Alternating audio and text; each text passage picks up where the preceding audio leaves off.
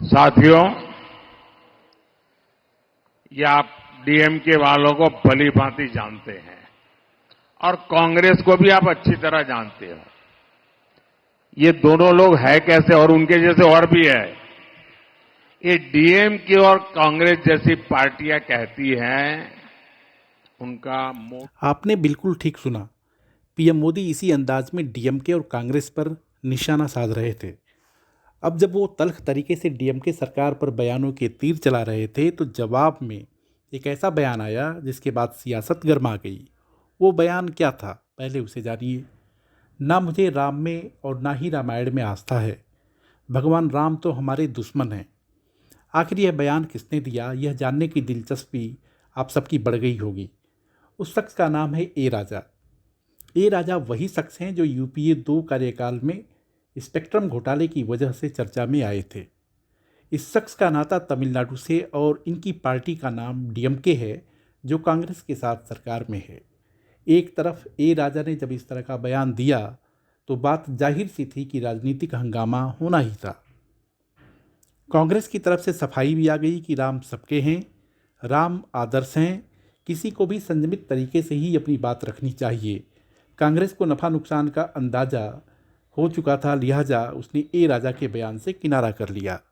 राजा वो शख्स हैं जो पहले भी विवादित बयान देते रहे हैं। उनकी नज़र में भारत देश में कई देश हैं, मसलन वो राज्यों के संघ को देश मानते हैं। इसका सीधा सा अर्थ ये है कि वो राज्यों को देश मानते हैं। हालांकि आज हम चर्चा राम हमारे दुश्मन पर करेंगे।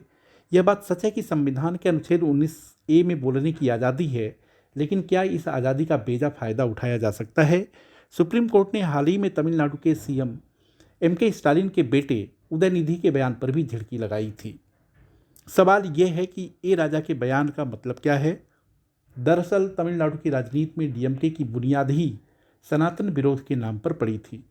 डीएमके ने सनातन धर्म का विरोध कर समाज के उस वर्ग को अपने पाले में लाने में कामयाब रहा जो दबा और कुचला था। लेकिन अब सियासत की तासीर में बदलाव है।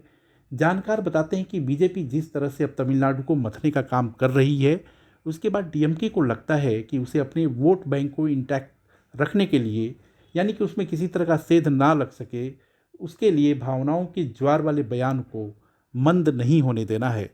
डीएमके को यह भी लगता है कि जिस तरह से पीएम नरेंद्र मोदी बार बार तमिलनाडु का दौरा कर रहे हैं, उससे सीधे तौर पर नुकसान हो सकता है। साथियों, बीजेपी की केंद्र सरकार तमिलनाडु के विकास के लिए प्रतिबद्ध है।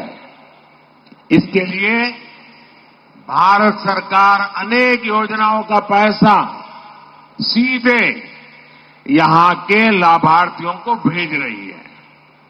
डीएमके को दिक्कत इसी बात से है कि लाखों करोड़ रुपए का ये लाभ सीधे तमिलनाडु के लोगों के अकाउंट में पहुंच रहा है।